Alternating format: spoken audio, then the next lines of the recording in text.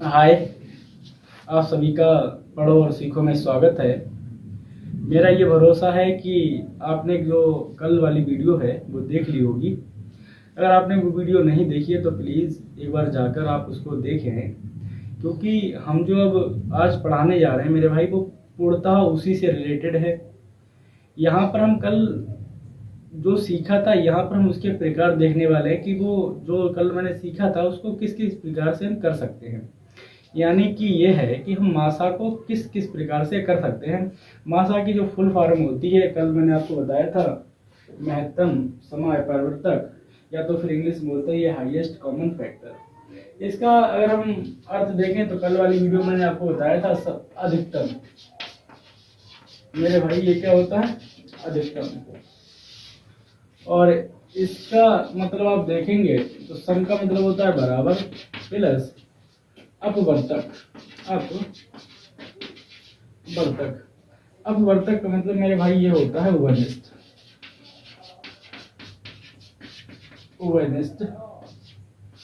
तो हम कह सकते हैं कि अगर आप शाब्दिक अर्थ देखें महत्तम सम अपवर्तक का, तो आप देख सकते हैं महत्तम का मतलब होता है अधिकतम, सम का मतलब होता है बराबर, अपवर्तक का मतलब होता है ओवरनेस्ट।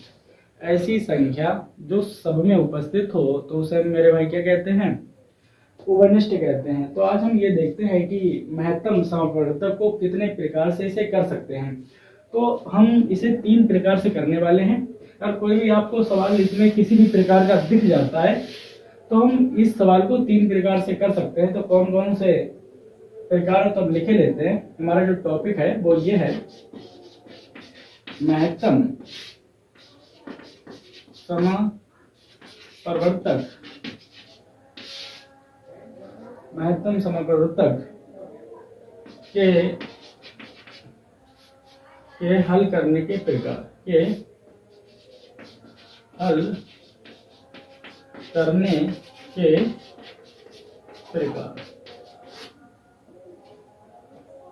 तो हम देखने वाले हैं ये 3 प्रकार का होता है। पहला मेरे भाई ये होता है, हम जिसे कहते हैं गुणनखंड विधि द्वारा।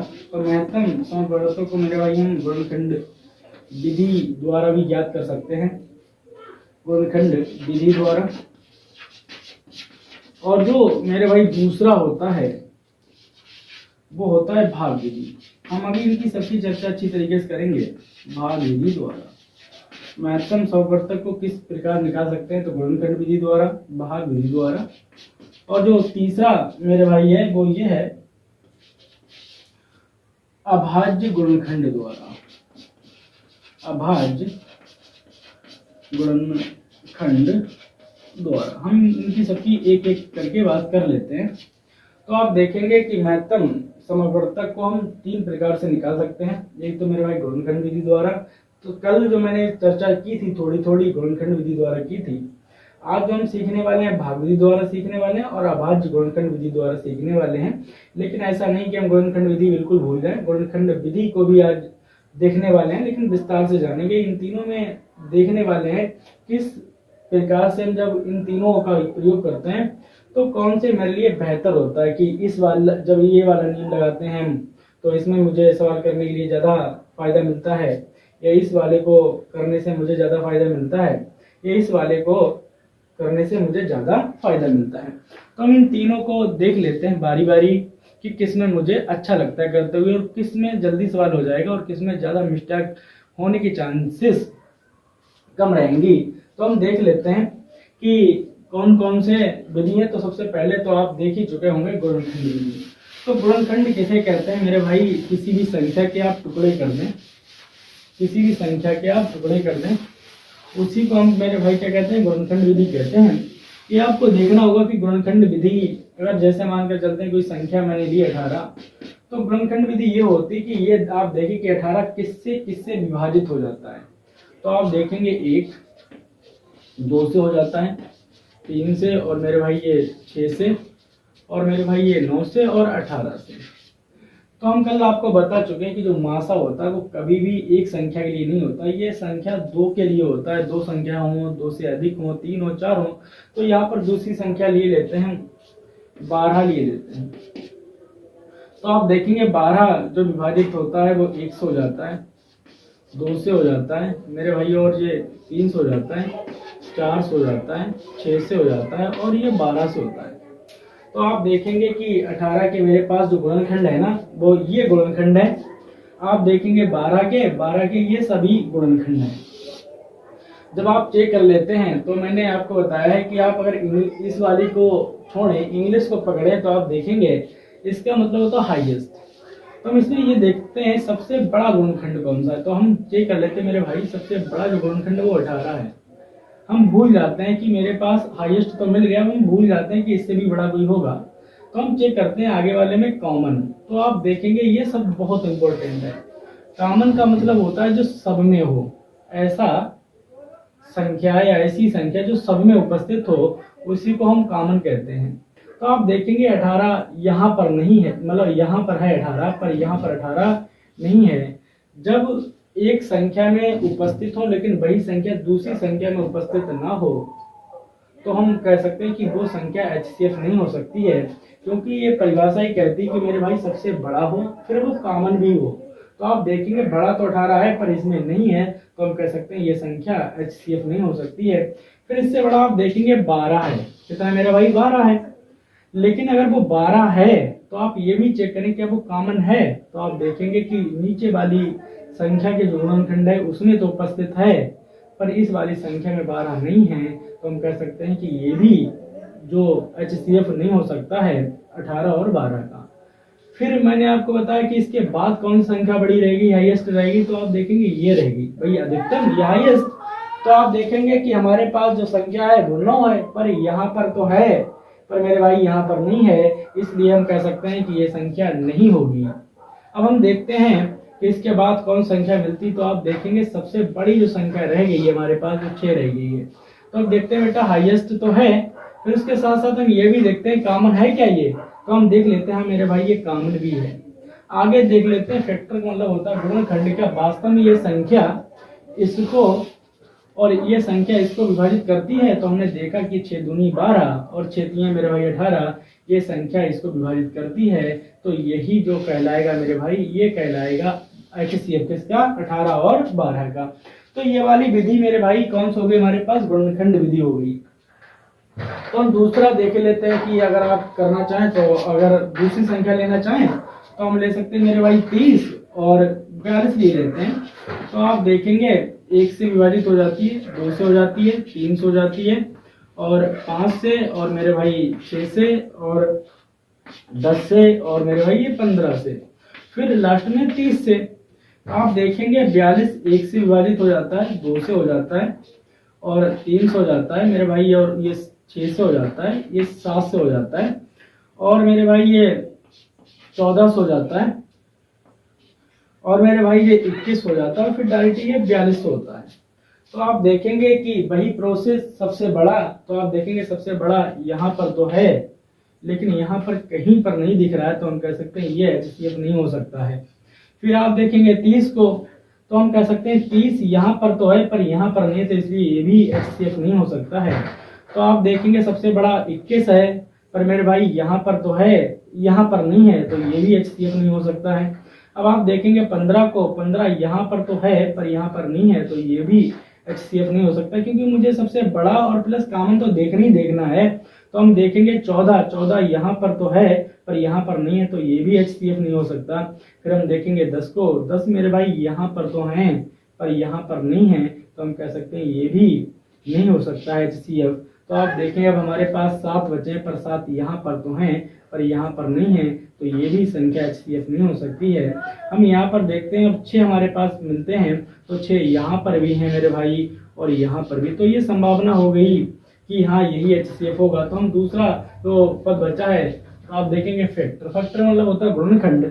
आप जब चेक करेंगे कि ये जो 6 है ना वो क्या इस संख्या को विभाजित कर देता है, ये जो 6 है वो इस संख्या को विभाजित कर देता है, तो आप देखेंगे 6 7 42 6 5 30, तो ये 6 जो हमारे पास दे रखा है मेरे भाई ये दोनों संख्याओं को क्या करता है विभाजित करता है। क्या करता है विभाजित। जब एक संख्या दोनों संख्याओं को विभाजित करता हो और वही अंक सबसे बड़ा हो तो उसे मेरे भाई क्या कहते हैं, HCF कहते हैं। तो हम कह सकते हैं 30 और 42 का जो HCF होगा, क्या हम कह सकते हैं 30 व 42 का मेरे भाई जो HCF होगा या हम कह सकते हैं मासा होगा, वो 6 होगा। आप देख रहे हैं ये वाली जो विधि है ये गुणनखंड विधि है। अब हम जो सीखने वाले हैं मेरे भाई वो ये सीखने वाले हैं भाग विधि। तो भाग विधि हम इसी को, ये वाली विधि और यही 2 सवाल लेंगे, ज्यादा नहीं लेंगे। भाग विधि होती क्या है कि आपको नाम से ही पता लगता होगा, भाग का मतलब जो अभी तक हम भाग करते चले आए हैं। भाग में होता कुछ नहीं है, बस एक चीज देखना ये है कि आपको पहले से भाग आते हो तो हम भाग द्वारा मासा बहुत जल्दी कर सकते हैं। तो हम अगर आपको भाग नहीं आते हैं तो हम पहले भाग आपको बता दें। जैसे मानकर चलते हैं ये हमारे पास 8 है, और अगर इस 8 को हम मानकर चलते हैं कि इसे हम 24 से भाग देते, मतलब 8 को 8 से 24 से भाग देते हैं, तो हम कह सकते हैं 8 दूना 24। तो आप देखेंगे कुछ नहीं बचा, ये हमारे पास 0 आ गया शेषफल के रूप में। 4 में से 4 गया 0, 2 में से 2 गया 0। लेकिन अगर हम यही 8 से अगर 8 को मानकर चलते एक संख्या ले 23, तो आप देखेंगे कि ऐसा पहाड़ा पड़े 8 का जो 23 से मेरे भाई कैसा हो, कम रहे, बराबर रहे, पर इससे ज्यादा नहीं हो। अगर इससे ज्यादा हो गया तो मेरे भाई आप बताइए कि 23 में से ज्यादा को घटा दोगे। इसीलिए हमको ये देखना पड़ता है कि 8 का पहाड़ा 23 से ज्यादा ना हो, चाहे भले को कम रह जाए, क्योंकि मुझे घटाना पड़ता है। बराबर रहेगा तब भी काम हो जाएगा, क्योंकि बराबर में से बराबर चला जाएगा, 0 बच जाएगा, तो यहाँ पर भी मुझे कोई दिक्कत नहीं रहेगी। तो हम 8 का पहाड़ा पढ़ते हैं, तो 8 एकम में 8, 8 दूनी 16, 8 तिया 24, तो 24 ज्यादा हो जाते हैं, तो 8 दूनी 16। तो आप देखेंगे यहाँ पर हमारे पास 13, 13 में से 6 गए हमारे पास मेरे भाई बचे 7। तो हम कह सकते हैं कि यही हमारे पास जो बचेगा ना वो ये शेषफल बचेगा।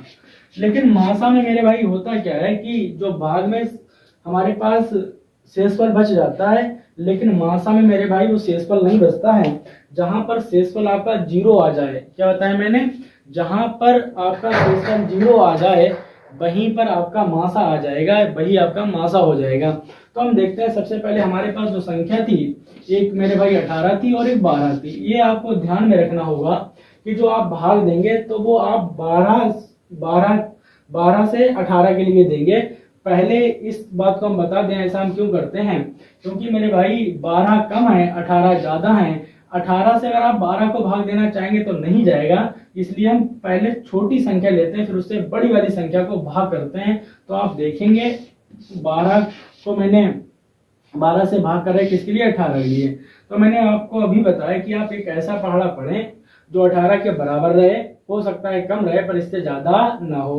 तो आप देखेंगे 12 एकम 12, 12 दूनी 24 ज्यादा हो जाते हैं, तो हम कहेंगे 12 एकम 12, 12 एकम 12। फिर आप ये करेंगे क्या, इसमें से माइनस का चिन्ह लगाएंगे और इसे घटाएंगे। 8 में से 2 गया मेरे भाई, कितने बचा 6, 1 में से 1 गया 0। लेकिन ये आपको विशेष ध्यान रखना होगा, जो हमारे पास भाग में शेषफल बच जाता है यहाँ पर वो शेषफल नहीं बचेगा।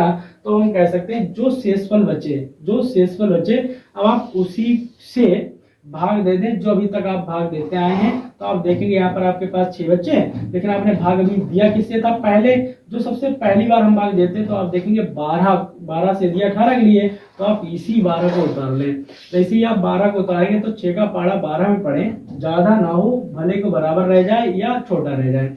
तो आप देखेंगे 6 दूनी 12, तो 100% ये माइनस लगाए, 2 में से 2 चला गया, 1 में से 1 चला गया 0। जब शेषफल 0 आ जाए, क्या मेरे भाई मैंने बताया, जब शेषफल 0 आ जाए तब आपका वही संख्या जिससे आपने भाग दिए, तो मैंने इसी से तो भाग दी मेरे भाई, तो यही आपका क्या कहलाएगा, HCF कहलाएगा। हमने जो दूसरी संख्या ली मेरे भाई, वो संख्या ये ली 30 और मेरे भाई 42 ली। तो मैंने आपको अभी बताया कि आप 30 से भाग करें 42 के लिए, क्योंकि 42 अगर 30 के लिए करेंगे तो भाग नहीं जाएगा। तो हम 30 से भाग करते हैं 42 के लिए, तो आप देखेंगे 30 और ये है हमारे पास 42, तो हम कह सकते हैं 30 एकम 30। तो आप देखेंगे 2 में से 0 गया 2, 4 में से 3 गया 1। तो अब मैंने आपको अभी बताया कि भाग विधि द्वारा मासा को जब हम करते हैं तो शेषफल 0 आना चाहिए, तभी आपका जाकर जो मासा होगा वो निकल पाएगा। तो आप देखेंगे यहाँ पर शेषफल मेरे पास 12 बचा है। तो मैंने आपको बताया कि जो आपके पास शेषफल हो उसी से भाग दे दें जिसे अभी तक आपने दिया। तो आप देखेंगे 12, तो इसी से तो मैंने इसके लिए भाग दिया था, तो आप इसी को उठाकर यहाँ पर रख लें। रख लिया मैंने उठाकर, तो आप देखेंगे 12 एकम 12, 12 दूनी 24, 12 तीन 36, तो हम कह सकते हैं 12 दूनी 24। तो यहाँ पर मेरे भाई कितने बचे? 6 बचे। तो मैंने आपको बताया कि जब तक शेषफल 0 ना आ जाए तो इसी प्रोसेस से हम आगे बढ़ते रहते हैं। तो आप देखेंगे 6, तो मैंने आपको अभी बताया कि जो हमारे पास 6 है ना मेरे भाई, 6 से हम भाग देंगे किसके लिए? 12 के लिए। तो आपको देखो अभी मैंने 12 बचे थे तो इसके 12 को इससे भाग दे दिया। अब हमारे पास मेरे भाई 6 बचे, तो 6 से हम इसको भाग देंगे। जो बचता जाएगा उसी के एक के साथ हम क्या, उसके ऊपर के साथ उसे क्या करते जाएंगे? भाग करते जाएंगे। तो मैंने मेरे भाई ये 12 लिख लिए। तो आप 6 से जब 12 के लिए भाग दें तो हम कह सकते हैं 6 दूनी 12। तो हमारे पास जो शेषफल आया वो 0 आ गया। तो हम कह सकते हैं आपके पास जो मासा होगा वो ये होगा। तो हम कह सकते हैं इसका मासा जो होगा वो कितना होगा मेरे भाई? 6 होगा। तो ये जो विधि रही वो आपकी भाग विधि रही। तो आप ये दोनों क्वेश्चन उतार लें, हम साइड में हट जाते हैं। तो अब मेरे भाई आपने ये दोनों सवाल उतार लिए होंगे। अब हम जो तीसरी विधि है ना उसको डिस्कशन करते हैं, या हम उसको देखते हैं अब हम कि तीसरी विधि क्या कहती है। तीसरी विधि मेरे भाई ज्यादा कुछ नहीं कहती है। तीसरी विधि जो कहती है हम अभी आपको बता रहे हैं। तीसरी विधि मैंने देखी अभाज्य गुणनखंड विधि द्वारा। तो हम अभी देखते हैं कि मैंने जो संख्या ली थी वो बराबर 2 ली थी। एक तो मेरे भाई 18 थी और एक मेरे भाई कितनी थी? 12 थी। अभाज्य गुणनखंड किसे कहते हैं मैंने आपको कल बताया था। अभाज्य गुणनखंड हम उसको कहते हैं जिसके मात्र 2 गुणनखंड हो, एक वह संख्या और दूसरी वो संख्या जो खुद हो। तो उन दोनों को हम मेरे भाई क्या कहते हैं? अभाज्य गुणनखंड कहते हैं। तो हम कह सकते हैं, तो आप देखेंगे मेरे भाई 18 और 12। तो मैंने आपको बताया कि अभाज्य गुणनखंड विधि द्वारा हम करेंगे क्या? तो हम कह सकते हैं कि आप यहाँ पर डैश लगा लें। क्या लगा लें? डैश का निशान या से का निशान लगा लें। फिर जिस प्रकार से हम लासा करते हैं, एलसीएम करते हैं, तो आपको उसी प्रकार से करना है। तो आप सबसे पहले करें क्या? आप एक ऐसा अंक चुनकर देखें, एक ऐसी संख्या लें जो इसको भी विभाजित कर दे, वो इसको भी विभाजित कर दे। तो आप देखेंगे वो 2 है, 2 नेम 18 और मेरे भाई 2 छंग 12। अब आपको एक ऐसा अंक लेना है जो इसको भी विभाजित करता हो और इसको भी विभाजित करता हो। तो आप देखेंगे वो 2 तो हो नहीं सकता क्योंकि ये तो है पर ये नहीं है। तो हम कह सकते हैं वो 3 होगा, क्योंकि हम कह सकते हैं कि 3 3 9 और 3 दूनी 6। अब जो यहाँ पर हमारे पास 3 बचे और 2 बचे, अब ऐसा कोई भी मेरे पास अंक नहीं है या ऐसी कोई भी ऐसी हमारे पास संख्या नहीं है जो 3 और 2 को मेरे भाई क्या कर दे? विभाजित कर दे। अब आप इन दोनों को आपस में गुणा करा लें। जैसे ही आप देखेंगे 2 3 6, तो हम कह सकते हैं, तो आप इस प्रकार से भी मासा निकाल सकते हैं। तो मैंने अभी देखा कि आप चाहे प्रथम विधि द्वारा करें, चाहे द्वितीय विधि द्वारा करें, चाहे आप तृतीय विधि द्वारा करें, आपका जो मासा आ रहा था बराबर उसी प्रकार का आ रहा था जो पहली विधि में आया। तो हम कह सकते हैं ये तो मेरी तृतीय विधि रही। अब हम चलो एक सवाल और देखते हैं कि जो भी मैंने 31 लिए थे और 42, तो हम चेक कर लेते हैं अभाज्य गुणनखंड विधि द्वारा। तो आप देखेंगे 30 और मेरे भाई 42। सबसे पहले मैंने आपको बताया कि आप वो संख्या लें जो इन दोनों का क्या करता हो? विभाजित करता हो। तो आप 2 देखेंगे तो हम कह सकते हैं 15 दूनी 30 और 21 दूनी 42। अब आप एक ऐसा अंक देखें जो इन दोनों को विभाजित करता हो। तो 2 तो हो नहीं सकता क्योंकि इकाई का अंक 1 है और इधर 5 है। 3 हो सकते हैं क्योंकि 5 और 1 6, 2 और 1 3। 3 का विभाज्यता का नियम ये कहता है कि अगर अंकों का योग 3 है, मतलब हम कह सकते हैं कि अंकों का योग अगर 3 से विभाजित होता हो तो वो संख्या 3 से विभाजित तो हो जाएगी। तो हम देखते हैं कि 5 और 1 6 हो जाएगी, 2 और 1 3 हो जाएगी। तो हम कह सकते हैं 3 पंजे 15, 3 सत्ते 21। अब ऐसी कोई भी संख्या नहीं बची है जो इन दोनों को विभाजित कर दे, क्योंकि हम अच्छी तरीके से जानते हैं ये अभाज्य है और ये भी मेरे भाई कैसी अभाज्य है। और अभाज्य के जो गुणनखंड होते हैं वो 1 होता है, वो खुद स्वयं होता है। तो ऐसी कोई संख्या नहीं है जो इसको और इसको विभाजित कर दे। तो आपको मैंने अभी बताया इन दोनों की आपस में गुणा कर लें। तो जैसे ही आप गुणा करेंगे 2 3 6, तो आपका जो मासा होगा वो 30 का और 42 का कितना होगा? इसका जो मासा होगा मेरे भैया वो कितना होगा? 6 होगा। अब हम इन तीनों विधियों के 2-2 सवाल और लेते हैं ताकि और अच्छी तरीके से आपके समझ में आ जाए। तो हम देखते हैं सबसे पहले जो हमने आपको बताया था गुणनखंड विधि द्वारा। तो गुणनखंड विधि द्वारा हम सबसे पहले सवाल ले लेते हैं गुणनखंड विधि द्वारा। तो गुणनखंड विधि द्वारा मैंने आपको अभी बताया कि आप कोई भी संख्या ले सकते हैं। जैसे मानकर चलते हैं कि हमने एक संख्या ले ली 35 और दूसरी मेरे भाई जो संख्या मैंने ले ली 40। आप इसके गुणनखंड करेंगे तो हम कह सकते हैं 49 ले लेते हैं इनके हम। तो आप देखेंगे 1 और मेरे भाई 5 और मेरे भाई 7 और मेरे भाई 35 से अलावा ये संख्या किसी से विभाजित नहीं होगी। आप 49 को देखेंगे 1, फिर मेरे भाई ये जो विभाजित होगी वो 700 होगी, फिर मेरे भाई ये विभाजित होगी डायरेक्ट 49 होगी, और बकाया ऐसी कोई संख्या नहीं है जो इस 49 को विभाजित कर दे। तो मैंने आपको बताया कि आप इन दोनों संख्याओं में एक ऐसी संख्या लें जो सबसे बड़ी हो, दोनों में उपस्थित हो और उसको विभाजित भी करती है। तो आप देखेंगे सबसे बड़ी 7 है और 7 इन दोनों संख्याओं को विभाजित करती है, तो यही HCF होगा। तो हम कह सकते हैं 35/49 का मेरे भाई जो HCF होगा वो कितना होगा, 7 होगा। अब हम एक संख्या और लेते हैं, वो जो 3 अंकों की होगी, मतलब हम कह सकते हैं कि एक उदाहरण और लेते हैं जो 3 उसमें संख्याएं होंगी। कौन कौन सी होंगी तो हम चेक कर लेते हैं। सबसे पहले मैंने आपको 42 दे दी और मेरे भाई एक 18 और एक ले लेते हैं हम 30। तो आप देखेंगे ये 1 से विभाजित हो जाती है 2 से, और मेरे भाई ये 3 से, और मेरे भाई ये 6 से, और ये 7 से, और ये 14 से, और ये डायरेक्टली मेरे भाई 42 से होगी। 18 ये विभाजित हो जाएगी 1 से, 2 से, 3 से, और ये 6 से, और मेरे भाई 9 से, और मेरे भाई ये 18 से। आप देखेंगे जो 30 विभाजित होगी वो 1 से हो जाएगी, 2 से हो जाएगी, 3 से हो जाएगी, 5 से हो जाएगी, 6 से हो जाएगी, 10 से हो जाएगी, और मेरे भाई 15 से हो जाएगी, और ये 30 हो जाएगी। अब आपने इन सभी के गुणनखंड कर लिए। गुणनखंड मैंने इसलिए इस वीडियो में किए क्योंकि हम पहले आपको पढ़ा चुके हैं कि गुणनखंड विधि किसे कहते हैं, तो वहां से आप सीख आए। अब हम इन गुणनखंड विधि द्वारा महासा निकालना चाहते हैं। तो मैंने आपको बताया कि आप 3 संख्याएं हो आपके पास, ज्यादा हो और भी ज्यादा हो, कितनी भी संख्याएं आपके पास हो सकती हैं। तो मेरे भाई मैंने आपको बताया इनमें से आप देखें सबसे कॉमन कौन कौन संख्या है। तो आप देखेंगे यहाँ तक सभी कॉमन है, यहाँ तक तो नहीं मेरे भाई, यहाँ तक सभी कॉमन है। लेकिन आप देखेंगे इसके अलावा 1 2 3 1 2 3 1 2 3 क्या और कोई एक का संख्या ऐसी है जो कॉमन है। तो आप देख सकते हैं कि हाँ मेरे भाई एक संख्या और मुझे मिल जाती है 6। जैसे ही मुझे 6 मिलती है तो मेरा इरादा चेंज हो जाता है, क्योंकि मैंने आपको बताया है अभी कि वो संख्या मासा होगी जो सबसे बड़ी होगी, और वो संख्या उन तीनों संख्याओं को विभाजित कर देगी। तो वही जो होगी संख्या मेरे भाई कौन सी होगी, HCF होगी या मासा होगी। तो हम कह सकते हैं कि यहाँ पर जो संख्या मुझे प्राप्त हो रही है वो 6 प्राप्त हो रही है। तो हम कह सकते हैं 42, 18 और मेरे भाई 30 का जो HCF होगा, क्या होगा मेरे भाई, HCF वो कितना होगा मेरे भाई, 6 होगा। अब हम इन्हीं तीनों संख्याओं को लेकर एक बार भाग विधि द्वारा देख लेते हैं कि इन 3 जब संख्या होती है तो किस प्रकार उन्हें हम भाग विधि द्वारा महासा उनका ज्ञात करते हैं। तो आप देखेंगे यही 3 संख्याएं लें, तो आप 3 संख्या लेने के बाद करेंगे क्या मेरे भाई, कौन सा हम सीख रहे हैं मेरे भाई, भाग विधि द्वारा। तो भाग विधि द्वारा करना क्या मुझे, भाग विधि द्वारा। तो हम कह सकते हैं कि हमारे पास कौन सी संख्या थी, मेरे पास 42 थी, और एक संख्या हमारे पास 30 थी, और एक हमारे पास जो संख्या थी हम कह सकते हैं वो 42 30 और एक कौन सी 18 थी, चलो 18 थी।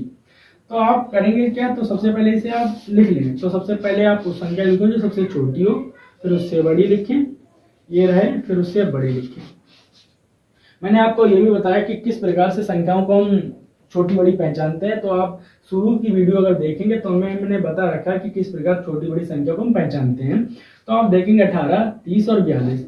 तो सबसे पहले आप छोटी संख्या उठाएं, फिर उससे बड़ी। तो आप देखेंगे सबसे छोटी ये है, फिर इससे बड़ी ये है। तो सबसे छोटी से भाग कर दें उससे बड़ी वाली के लिए। तो आप देखेंगे 30, तो हम कह सकते हैं 18 एकम 18।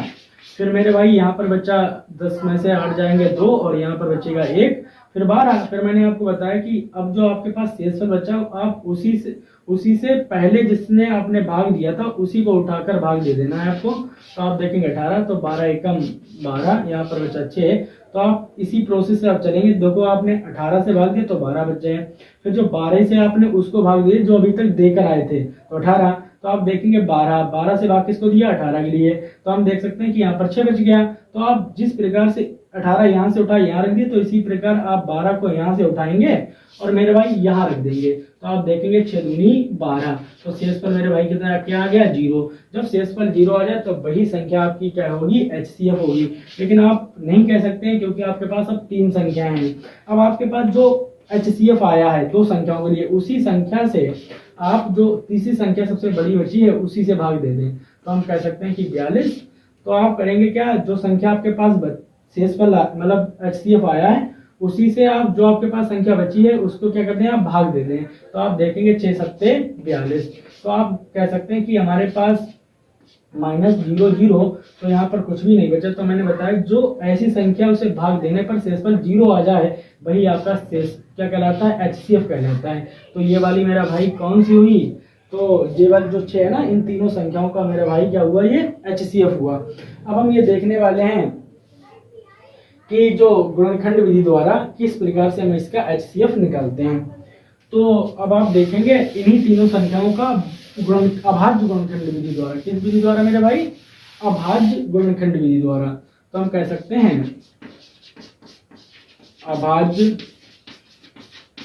गुणनखंड विधि द्वारा।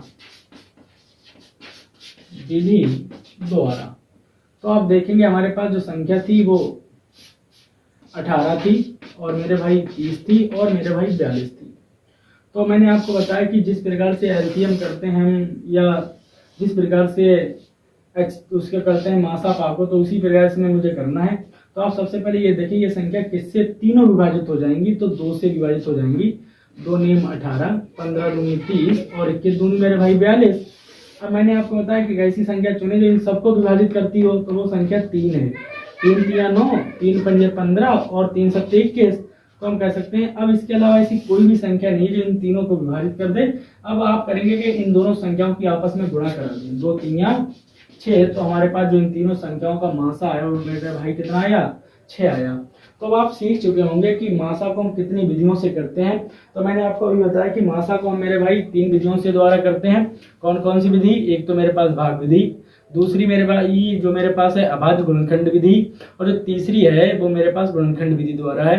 तो हम कह सकते हैं कि मासा अगर आप करना चाहते हैं तो आप जैसे आपको अच्छा लगे, हो सकता है आपको अभाज्य गुणनखंड विधि द्वारा अच्छा लगता हो सकता है आपको भाग विधि द्वारा अच्छा लगता हो सकता है आपको गुणनखंड विधि द्वारा अच्छा लगता है। तो आपको जिससे अच्छा लगता हो HCF करते हुए आप उसी से करें, आपका आंसर कोई मिस्टेक नहीं करेगा, एकदम बराबर वैसे ही आएगा जिस प्रकार से हम करते आए हैं अभी तक मासा। तो मेरा ये भरोसा है कि आज वाली क्लास आपको बहुत समझ में आई होगी। लेकिन मेरे भाई ये सब समझ में तभी आएगी जब आप इसकी बैक वाली वीडियो देख कर आएंगे। तो ये मैं आशा करता हूँ अगर आप ये वीडियो देखने जा रहे हैं तो इससे पहली वाली जो प्रथम क्लास है उसे आप जरूर देख कर आएँ। तो आज हम चलते हैं, कल इसी टाइम मिलेंगे। तो चलते हैं आज। जय हिंद, जय भारत।